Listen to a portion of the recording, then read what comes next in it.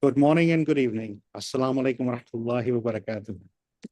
Once again, today we are here with Dr. Yahya Hassan and another interesting topic of leadership today we are going to discuss, which is about leadership in today's globalized world and everything which is happening in today's world and the changes which are required in the leadership. So, Dr. Hassan, welcome again, and thank you for your time. Got it.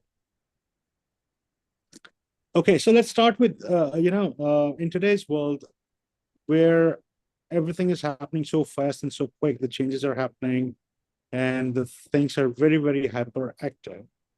How important it is for good leadership, for a leadership which is really connected with today's infrastructure, with social media, with internet, and everything which is happening.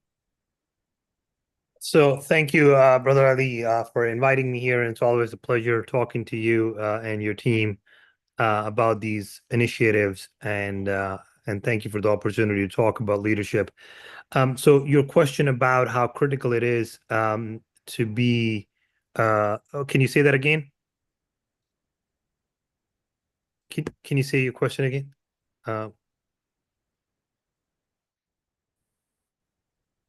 Brother Ali, you there? I'm sorry, I got interrupted. The internet connection just went out and came back. I understand. Yeah. So we will discuss that too today. But can you say your question again, please? Yeah, sure. Okay. The question was that how important it is for a leader, to be really having the knowledge of today's gadget like social media, and how important it is for them to have a team which can get them connected with that, and how they can connect to their people. So, leadership has undergone a profound transformation over the last century. It has, and then we are the generation that really can say that we have seen it all, because we have seen no TV or black and white TV. We have seen radio, we have seen color TV, we have seen emergence of internet, and then we have seen no internet, and then emergence of internet, and then today's environment where everybody is living in internet world. And it has still not ended, and it will keep moving forward. And with power of an AI, things will change, keep changing. So it is very important for a leader to stay on top of, I'm not just going to say, we'll talk about social media in a second, but on top of the technology, what kind of technology that is being used. Now, let's talk about social media. Social media has changed too. We had some, what was that before Facebook? There was something, I completely forgot what it was, but it was a lot of things. High Five was there, and Orkut was there. Right. So there was a lot of things that moved away, and now we have Instagram, Snapchat, TikTok, and all. And in today's world, it is important to understand what is the purpose of each event, each tool that you have. And these are tools. Now, a lot of people, including me, are sometimes addicted to these tools, and we use these tools to entertain ourselves. While we are entertaining as leaders, we need to understand that this is the tool that other people are getting entertained too. So we need to use it for our benefit. It is a marketing tool, and we can use it for our benefit. So, for example, if we are talking about leadership today, we can actually, nobody has time to listen to 1 hour podcast anymore. So what if we divide this podcast into small pieces and take out important parts and bring that to people? They will have more time to listen to it. So now leaders need to do the same. For example, a political leader who is running for a campaign may not be able to put everything that they're doing on social media, but they can do a 60-second talk and let their audience know about what's going on with their life and how they are campaigning. So using the tools properly, and now with the power of AI, these political leaders or institutional leaders can really develop things in their favor and ensure that people are able to listen. A lot of people, as you know, that people are going through email fatigue. There are a lot of emails that are coming, and a lot of people do not even look at the emails. Therefore, we need to figure out the best tool to collaborate and communicate with our audience and followers as leaders so that we can send our message very, very clearly to the people who are listening to us or who are following us. Okay. In that sense, is it important for a leader to stay acquainted with the technology which is coming in, or a leader really is a good leader where he does not need to use this technology and people would still follow them? Yes and no, right? A leader will not be able to do anything if they don't have followers, right? I can be a great leader, but locked in the room and not have followers. I can be a great leader and not run my campaign, and will not be chosen as a governor or a mayor or a president ever. So in order for a leader to really do their job, it is important that they stay on top of technology and understand the changes that are happening rapidly and use them for their benefit. It is never good for a leader to stay away from them or from technology or anything that is going to help them and their audience or their followers. So it is very, very important for a leader to stay on top of technology. Oh, yeah, okay. Now, as you said that, in past couple of decades, everything has changed a lot. Even if you take social media, it has evolved a lot more, and especially coming into, this era where we have AI, and AI is almost into everything. How can a leader really use or stay up to date in misinformation? Like, uh, how can a leader make sure that their followers do not get misinformed about him using an AI technology?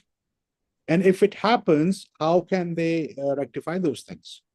That's a very good question, and I'm trying to answer this myself these days.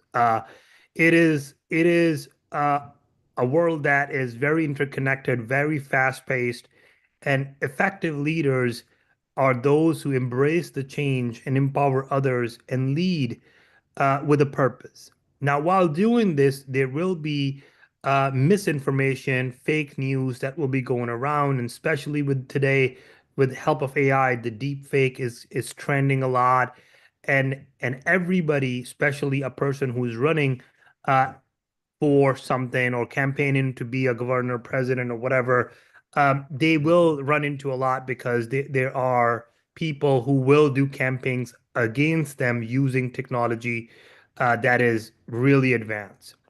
So now, in order, first of all, this is why we need to know the technology and we need to have a team that is really prepared to fight against those things that happen.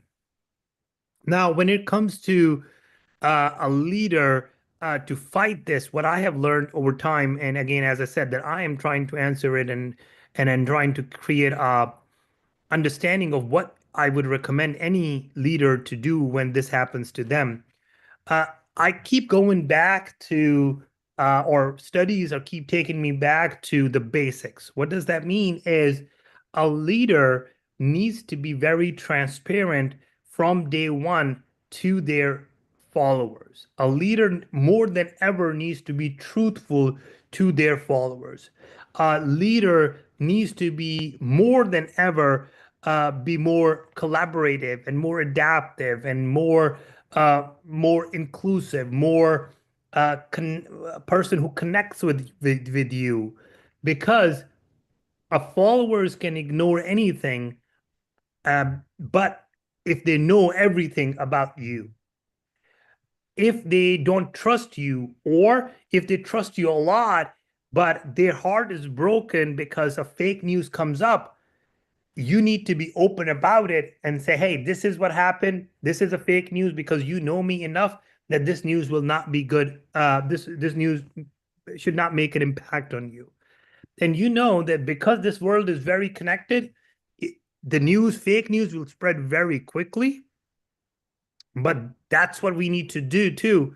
If that happens, we need to quickly go and fight that with the right news so that it spreads as quickly as the fake news.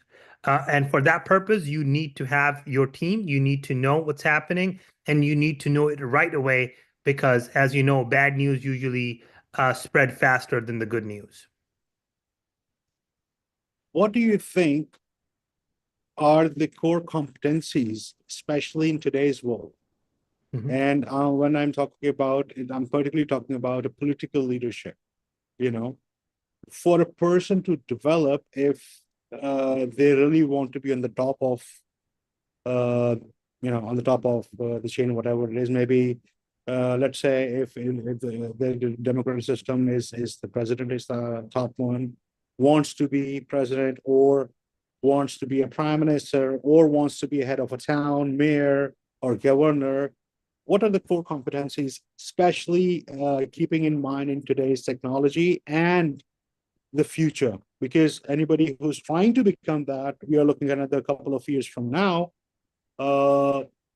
And God knows what changes could happen in a couple of years. Everything changes by the time we wake up in the morning.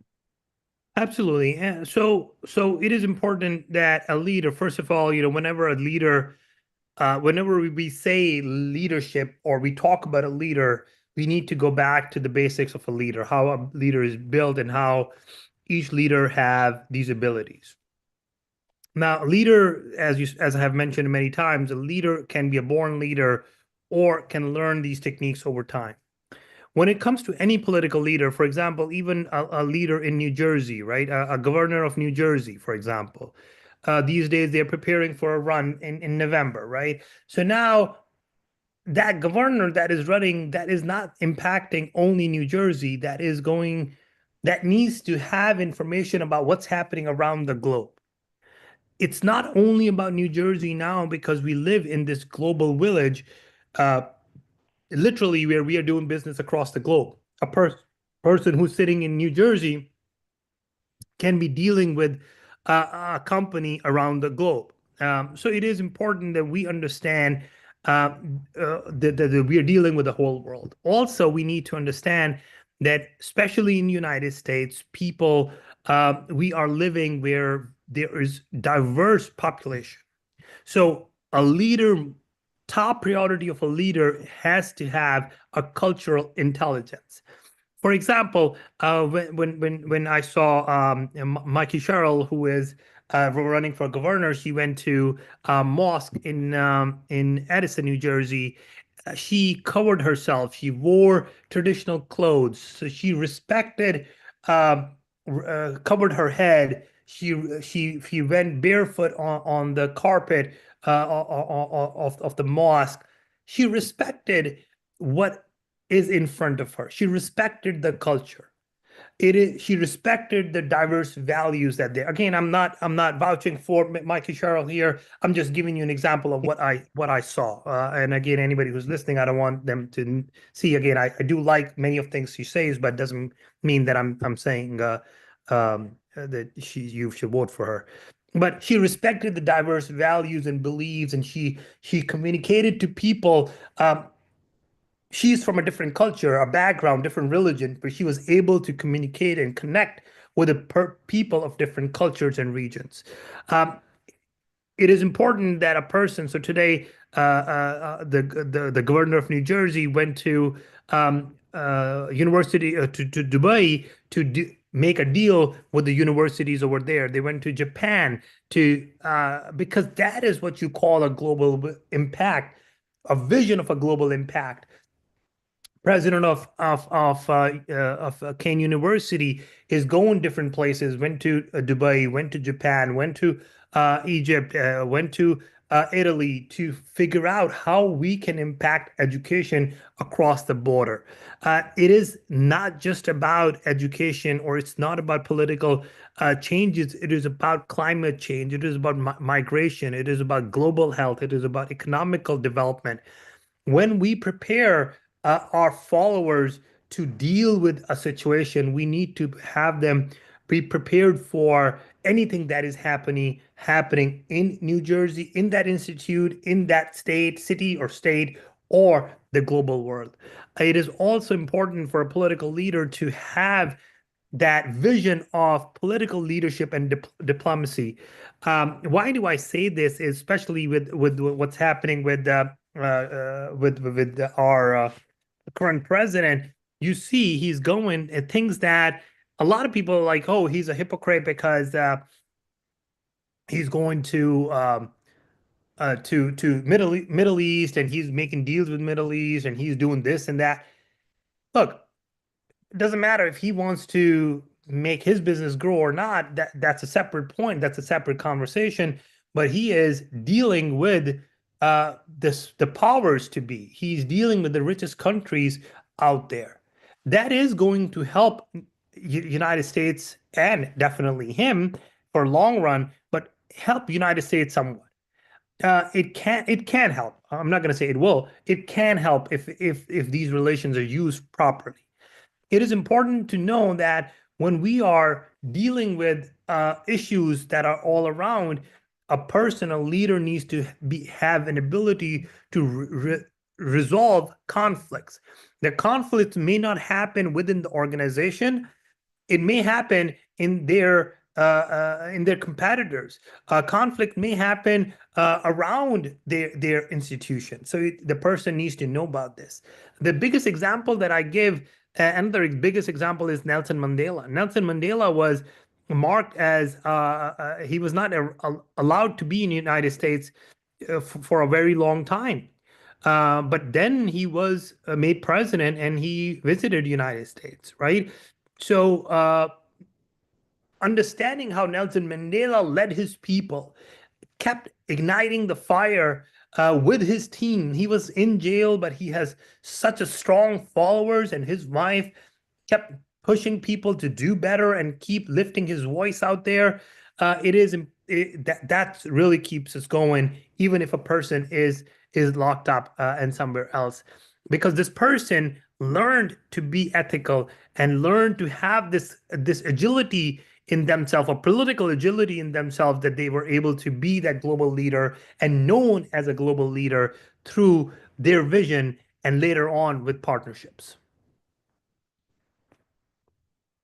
Okay, well, great. So now, since we are on the global leadership, and you gave a very good example for us, Nelson Mandela, who was not, who was in jail, who was not in front of the world.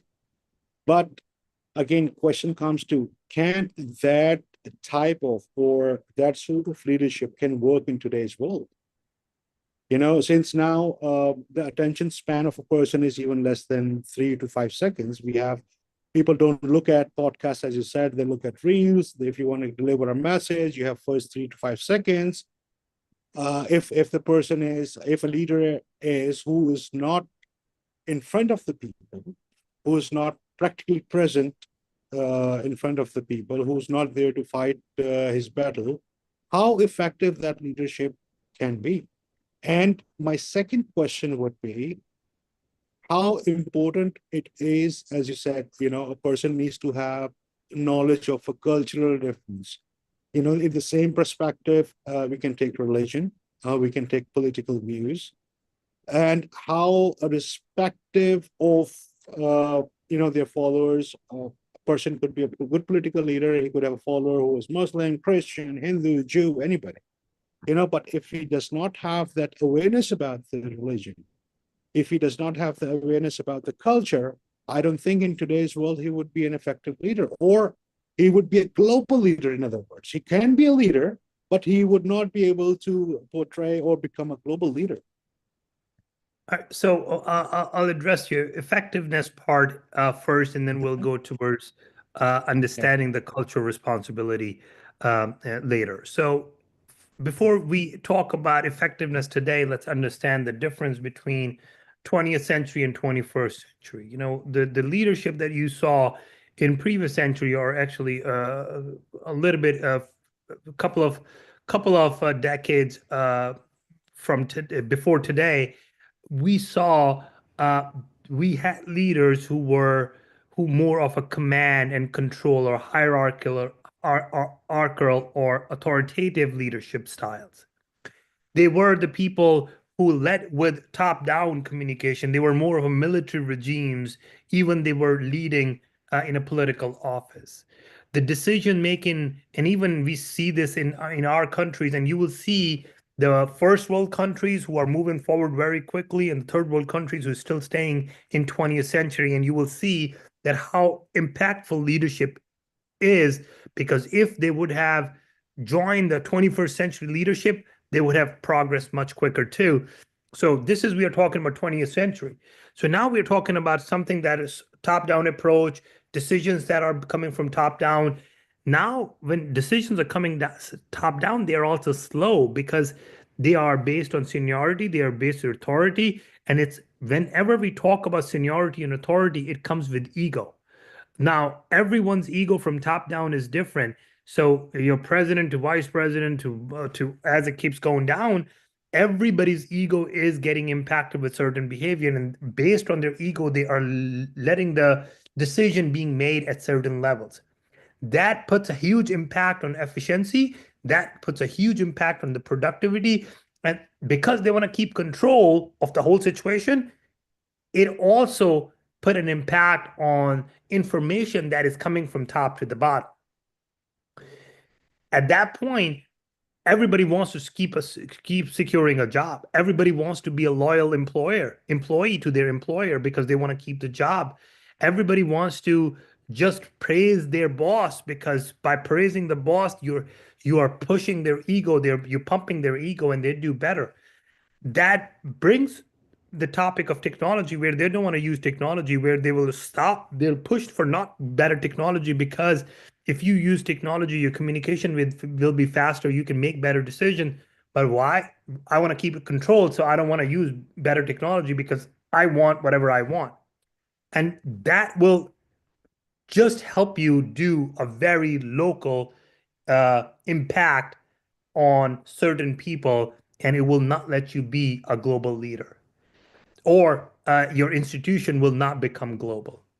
Now, this 20th century mentality is impacting third world countries like Pakistan in these worlds, and other many countries who are following this. But then you go to, and the institutions within Pakistan and many institutions around the world who follow this structure of 20th century don't do really good. Now, when we talk about 21st century leadership, we talk about transformational leadership. We'll talk about collaborative leadership. We talk about working with you kind of leadership. We talk about real-time information. For example, when COVID-19 was happening, there are leaders from different states who were on TV all the time and letting people know exactly what was happening. We saw this real-time efficiency in the war between Pakistan and India that happened a couple of weeks ago, that there were leaders who were sitting in front and providing, again, we'll talk about right or wrong information later, but they were providing real-time information to people. The reason for this kind of strategy is because a lot of information was going through social media that was incorrect. So in order for us to really work with this setup of real-time information has to be there. Decision making cannot be from top down anymore. It has to be decentralized. The leader needs to share their vision from top to bottom. Everybody needs to know their information, but then every decision needs to be data driven. We talked about it last podcast too, that because a leader now, because in a global world, you cannot listen to every follower. You cannot talk to every follower. So you need to have data to inform your decisions. You need to be more inclusive with your team, because your team might be someone in Pakistan, someone in China, someone in Europe, someone in Australia, New Zealand, whatever that is, right? Our focus needs to be innovation. Our focus needs to be adaptability. We need to make sure that we are leading by purpose, and that purpose should be the vision that you have, and the vision may change over time because you see different things, and that is an adaptive vision that we have talked about But you need to keep priority of your employees.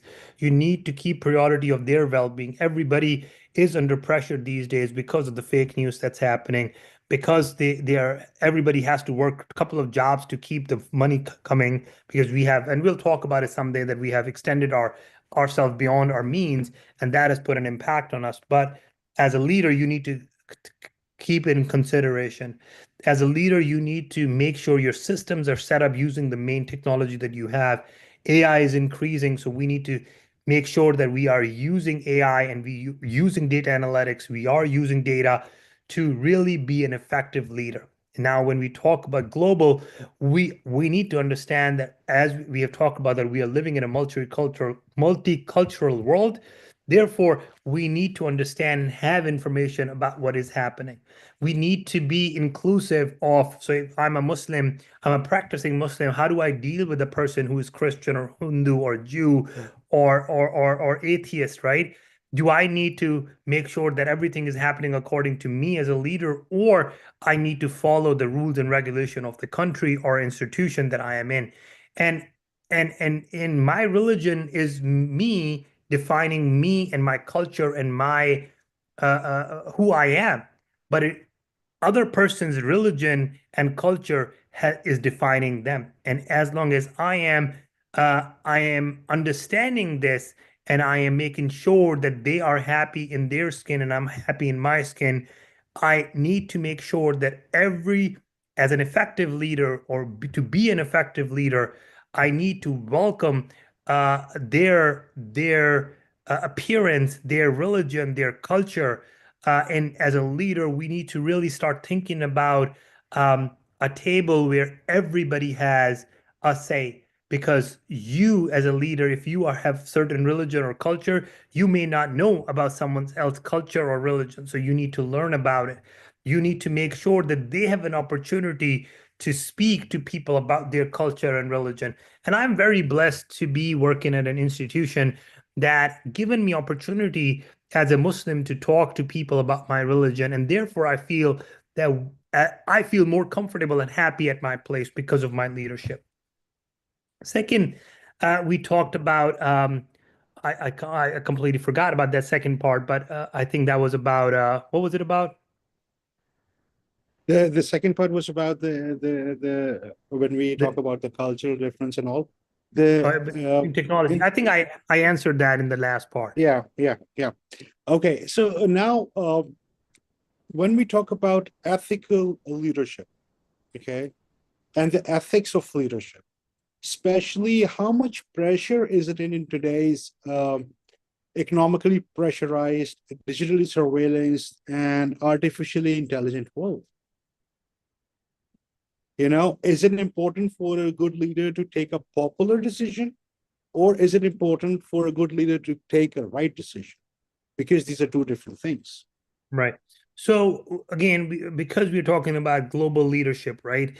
Yeah. A leader has to always take a right decision. It is never about popular decision. It is about the right decision, because that's what is going to make them a leader. But sometimes right decision may be popular, sometimes it may not be popular. Sometimes right decision that they are taking might not be completely truthful decision, might be hiding something. For example, let's say the world is ending today, for example, right? And I know about this meteor that is hitting, and I'm the president of the world, and I don't want to tell people, I will not tell people that, hey, today's your last day. Everybody's dying, right? What's the point of that? As a leader, yes, am I lying? Yes. But am I protecting people and their happiness for a little longer? It is about having that right decision that you're making it is a right decision. And as a leader, sometimes you think of a decision as a right decision, but you end up taking a wrong decision. But if you have proper followers, the followers will be able to understand that, hey, you made a decision that was not right, and then you will be able to correct it over time. So leadership is today is less about command. It is more about connection. It is about adaptation, inclusivity, and emotional intelligence. It is about guiding your team through these rapid changes that are happening and rapid changes that are very complex. For example, AI. AI is changing the way that we deal with things, and it is important that we embrace those changes and use them for our benefit. For example, it is much easier for me to have a room that is culturally beautiful because I can use an AI to tell me who am I, who is coming to that room. So let's say if I have a meeting with everyone who is Christian and I'm meeting them on right before Good Friday, I would ask AI to help me. What do I need to and how do I need to greet them? What do I need to say? Uh, Same thing goes for other people that hey, they're about to talk to Muhammad, who's Muslim. Or how are they going to talk to Muhammad, right? So using the power of AI, using the technology that we have, we will be able to support the global world and the global challenges that we have. Right. Taking you on your point, let's say the world is ending today, and as a leader, you make a decision that it's better not to tell the world. Let them have a couple of more happy time, and instead of just creating a chaos, let's hide that news. But at the same time, if you not tell the truth, if you're hiding the truth, isn't it against being a good leader? Yes, but again, it's about integrity and ethical judgment, right? You have to act with honesty, fairness, and transparency. But there are times when being transparent means creating chaos.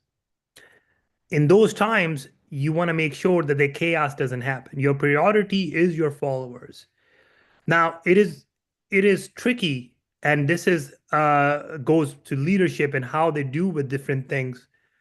For example, if you have time to prepare for something, right? You need to make that judgment call and said, hey, you know what? We have time. I want everybody to evacuate. If you don't have time to evacuate, you tell people, hey, you cannot evacuate right now. There is no point. Stay in your houses and brace for impact, right? Now that those two decisions are easy decisions. I mean, yes, they're not really easy, but they're comparatively easy. But take an example of the world is ending today.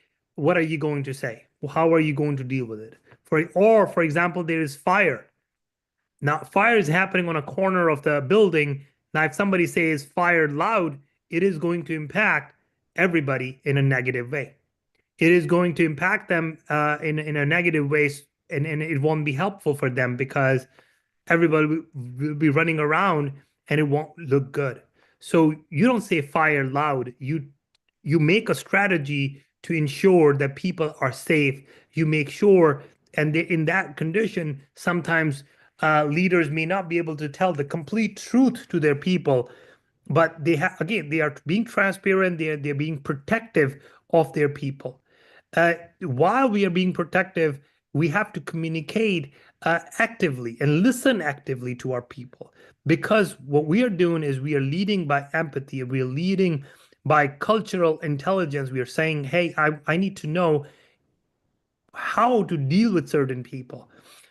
This will help us do problem solving and conflict resolution with full transparency, integrity, and we will be able to lead our people in a better way. Okay, so now since AI is introduced into almost everything, we have from writing an essay to passing the exam, replacing doctors, doing surgeries. Do you think that in future AI can really replace the leadership? We would be more dependent on AI than a human to take the correct or right decision for us? Uh, yes, it is very much possible. The reason I say it, and it is happening today too, uh, the reason I say it is uh, a data-driven decision today is much better than a decision that is not made using data.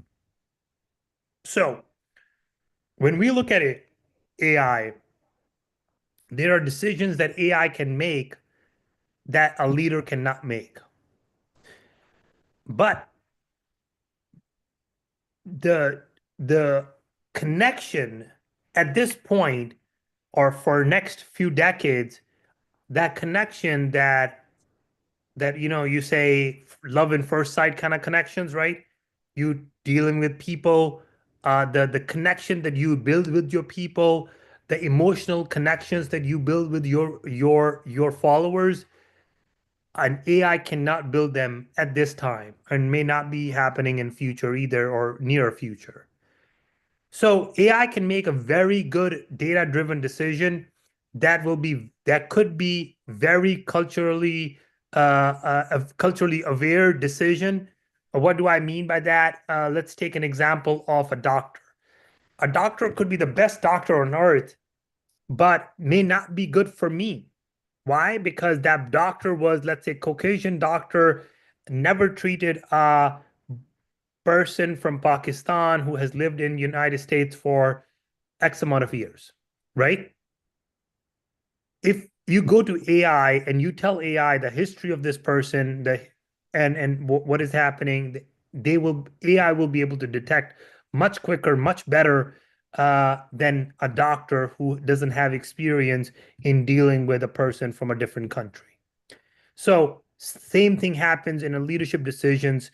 AI can help you make a decision much quicker, data-driven decision based on how many people live in certain area, what are their culture, what is their religion, and decision will be made for you. And you can do a quick test here. You can go to different databases online. You can use a tool, and you can say, what kind of decision should I make as a leader who is running for in New Jersey? Suddenly AI will give you certain things to say, or you can have AI write a speech for you, um, and it will be very data driven on basis on the people. And I bet you the people who are doing that currently, who are running for governors or who are running for mayors, and they are doing their speeches, I'm sure they are taking help of an AI because they cannot afford to have. I mean, they can probably afford, but they may not be able to get every experience. For example, if I'm a Christian and I'm running for a governor and I need to go to different mosques, how would I be able to figure out what to say in a Shia mosque, what to say in a Sunni mosque, what to say in a Pakistani Sunni mosque? But you know how many cultures we have. So AI will be able to say it and write that speech that will be very directly towards the people. So decisions uh, and at this time, decisions are being impacted using AI. In futures, these decisions may primarily come from an AI in near future, and in distant future, AI can take over completely, and that is my danger, my fear. In since AI is new, it's fairly new. We are just getting to know it. People are still learning about it. Majority of us don't even know how to utilize it, right? AI is not emotionally intelligent, right? It doesn't have emotions yet, right? Uh, so what my think would be to be a good leader, this is a big part of being a leader to have emotions. If a decision is made by AI, it would be correct by the books. It would be correct, in other words, bureaucratically, but uh, in reality of the world where the emotions are there and they really make a huge part of our lives. If a decision is made through AI and it's emotionless, how can it be a good decision here? How can it be a right decision for a leader? Very good. A very good question. So AI makes this decision on on what is going to. There's a movie called Will Smith's movie. I used to love that movie. iRobots. iRobot, right? Where it goes under the water and does not save the daughter, I believe, and saves him or something like this, right? Why? Because the chances of the other person being saved or surviving was less than the other person, and AI made a decision based on the chances or statistical advantage of this person. That is definitely true with an old AI, and AI is not new; it is there forever. But we are trying to use, or started to use now in public a lot more now. Now, these decisions can statistically be in favor or against you, but again, that decision is based on certain things. It used to be certain things, but now AI can really think. AI can think, what do you want to achieve as a leader? And it can help you make a decision based on the data, or at least provide you different options of saying, hey, if this decision, this is the decision you can make, and this will be the result. This could be the potential result. If you make this decision, this could be the potential result. So as a leader, you can use an AI to help your decision at this time, as I have mentioned before. In near future, and actually people are doing that right now. I do that because I run my data through AI to understand what is happening in my department or in my division. But also, if you look at a higher level, AI is looking at data and saying how is our spending in United States, and that's where you see these random decisions coming in from someone saying, hey, let's shut this thing down, let's shut this thing down, let's shut this thing down, because they are looking at the data that is being spent or money that is being spent now, but they are not doing a relative analysis of what has happened and why some department was created to start with. So the use of technology in today's world, especially with AI and under the leadership, you have to know that you are making those decisions to help you with your decisions, to help you create a path for your for making decisions, to help you make an informed decision. But ultimately, at this time, the decision is yours. In near future, these decisions could be more solidified by AI. AI can tell you that this decision you should make, but you will be the person who is connecting with people and making the final decision.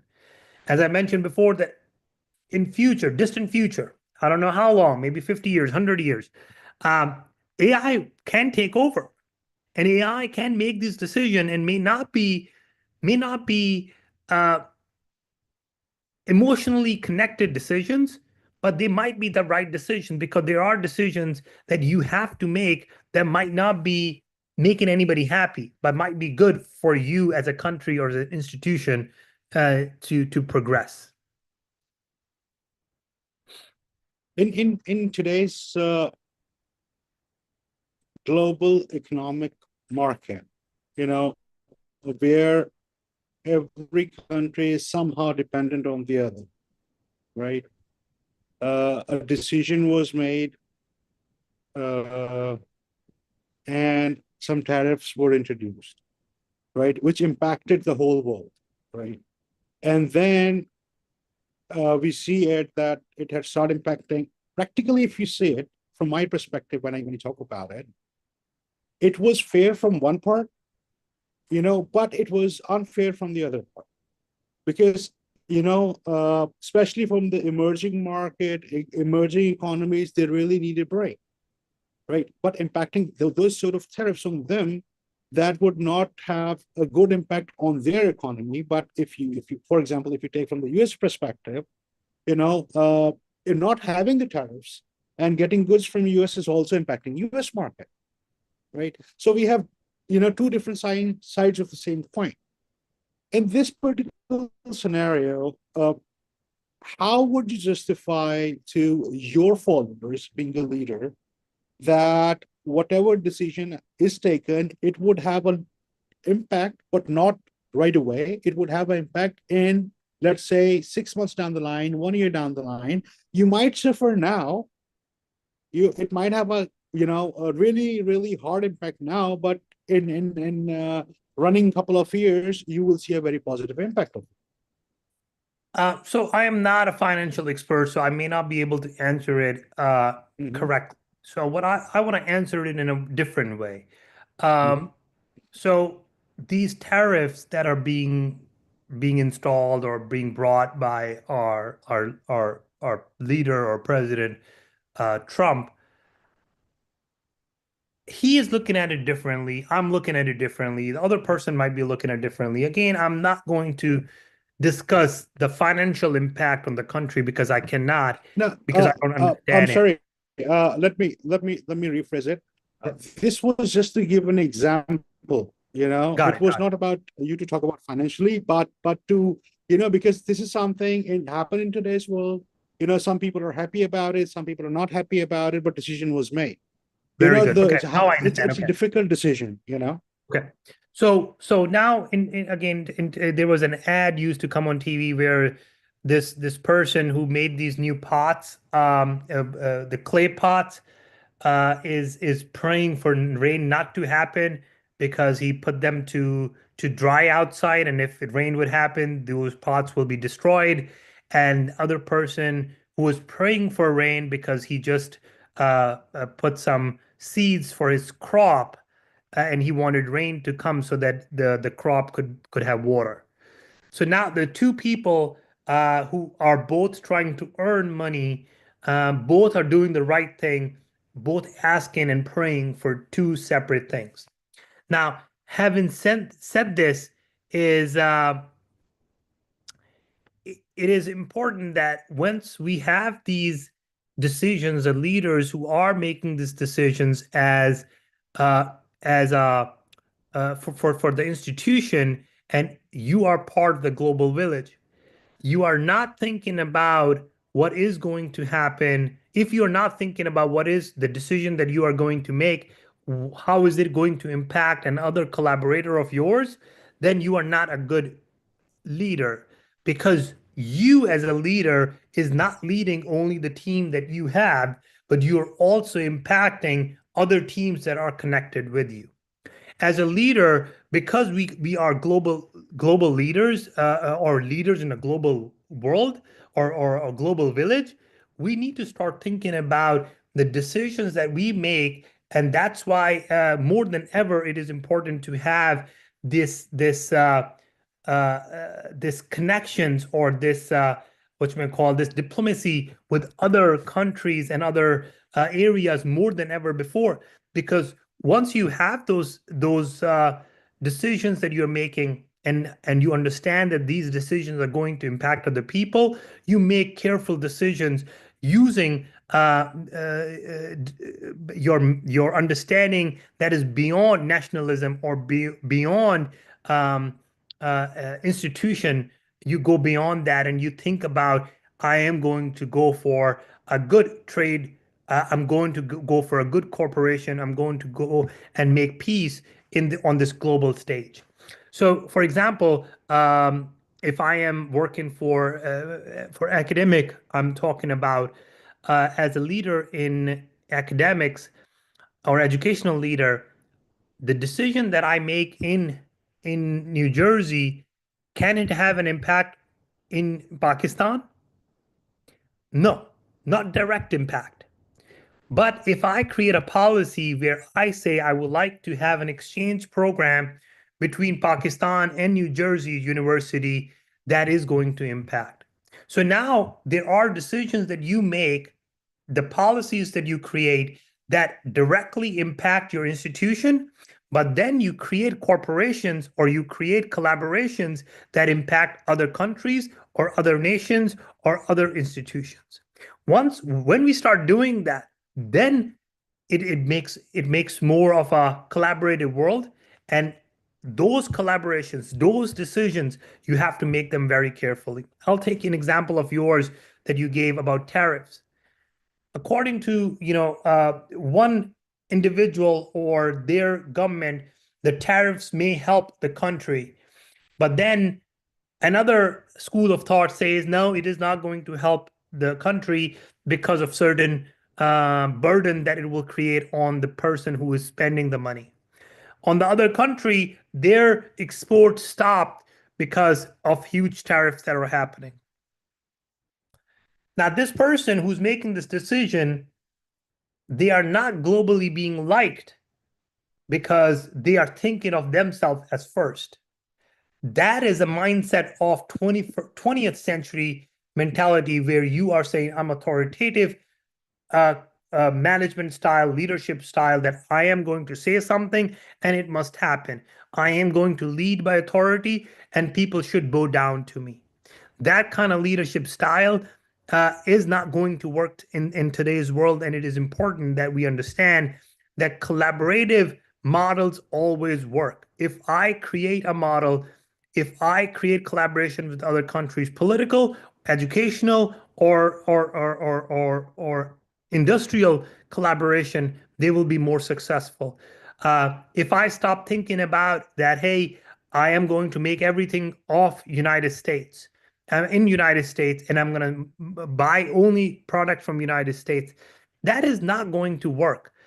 Can it make us good and happy for a little while? Yes.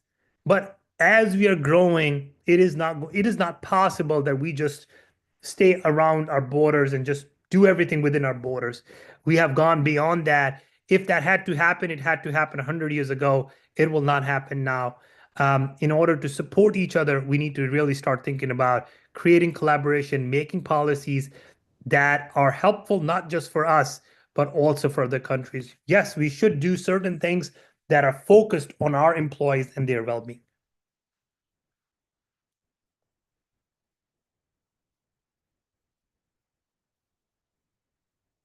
You're muted. Okay. Yeah. Now, taking the step forward, I think it really is got me to a point to think of it. Authoritative leadership. You know, you said it's not a popular way for being a leader, but at the same time, we take world as a village. Recently, there was a battle happened between India and Pakistan. And it could have gone much worse if the US was not involved, and with the US and other countries were not involved into it. If we did not have that authoritative leadership, where decision was made, and as per the information we have, trade talks were on the table to diffuse the whole thing, then things would have gotten really worse between the two countries. So right there, when you just mentioned that it was talks and help from other countries help brought this situation under control. That really tells me it was not authoritative. It was more of collaborative effort that was done by other countries, and it was not one country ordering that, hey, I'm going to do this. Yes, the war is always led by leaders who are authoritative, and military is always like that because you're a general who is leading their people, and they have to tell certain things and they have to go a certain way. So military leadership is a little bit different, and then we can have a discussion about military leadership at some other point. But military leaders usually are authoritative, and this was happening during the war because both were fighting each other and things were going wrong and people were dying. Doesn't matter which side people die, people are still dying, and war is bad overall. But when we talk about when other people jumped in and they started to cool things down, that was collaborative leadership style from multiple countries, and their thought process that if this war continues, it will impact the region and it will impact global. It will have a global impact. Therefore, they came in to reduce the tension between those two countries. If you're talking about a global leadership, now, especially in today's world, right? We have different countries with the veto power in UN. Then we have regional leadership, you know, and then we have leadership which is more, I would say, they have more superiority on power, and then the other ones have more superiority over economy, right? And when they get involved with each other, and as a country, they take the country's perspective first, then the neighbors or other countries, how impactful it would be in overall uh, uh, global world. In simple words, if I would say that a decision is made in one country which can impact second world country or a third world country, right? The impact on third world countries will be a lot more than the first world country who's already have everything, and they're not dependent on majority of the things on the other country, right? But the decision needs to be made because it needs to be made for us. A person who is a leader, they want to think of their country first, then thinking about other countries. But at the same time, we talk about world being a global village, world being, one village, and we are interdependent on each other. So how those sort of decisions can impact? So in today's global landscape, right, the choices of the policy makers and leaders and the trust of the peoples are more intertwined than ever before. For example, during the war, people were talking about hitting each other with bombs, but then there were people who were saying, you know what, no, don't do that because I have my family there and you have my family there, or some people who are living in the United States saying, hey, I have my friends in both countries, so hitting is not good. So our benefits are not intertwined and they are overlapping each other. So as policymaker and decision makers, our decisions ripple beyond these borders. They are shaping not only national futures, but our global realities. We also need to think as followers too, that how are we engaging? Are we vigilant? Our voices, as a follower, our voices are vital for sustaining this ethical and accountable leadership. Now, if as followers we are quiet and we are just saying, hey, leaders must talk, leaders must say certain things, that's not going to happen. We need to start thinking about, as leaders, that how are we giving voice to our followers, and are we listening to that or not, or if the followers are saying it or saying stuff or not. True leadership is not in a global world is not defined by power alone, as current leader of US is thinking about it, but by the ability to listen and to act justly and to serve with a vision and humility as an individual of an institute, individual of a city, state, country, or whatever that is. It calls on all of us as leaders and citizens alike. Doesn't matter, we are followers, we are leaders. It is our responsibility to foster a world where collaboration triumphs over conflict. We need to stop thinking about, as leaders and individual, that killing of any individual, doesn't matter if it happens in Palestine, it happens in Israel, it happens in Pakistan, it happens in India, it happens in United States, it happened in New Jersey or New York, wherever it happens. We need to go beyond that. We need to stop putting our ego in front of us. We need to start thinking about creating a world that is better, and that is shared progress that outweighs the short-term goals and short-term egos that we have. We need to let us move forward with courage. We need to start thinking that the passion that we have to help each other needs to lead our ways of thinking. We need to think about a commitment to leadership that reunites or unites us together rather than dividing us. We need to think about the future of the world. We need to think about future that we built together, that reflect the values that how we were raised, that reflect the values of our religion, our culture, reflect the values of who we are as humans, rather than two people from different culture, if we want to lead in today's world.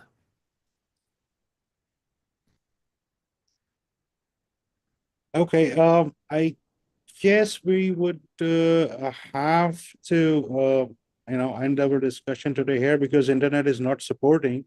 And I guess I was dropped out a couple of times during the podcast as well. But No it's a worries. very interesting topic, especially, having a global leadership and whatever is happening in the global world today and the decisions which are made by global leaders, while it's a popular decision, whether it's not, whether it's being followed or not.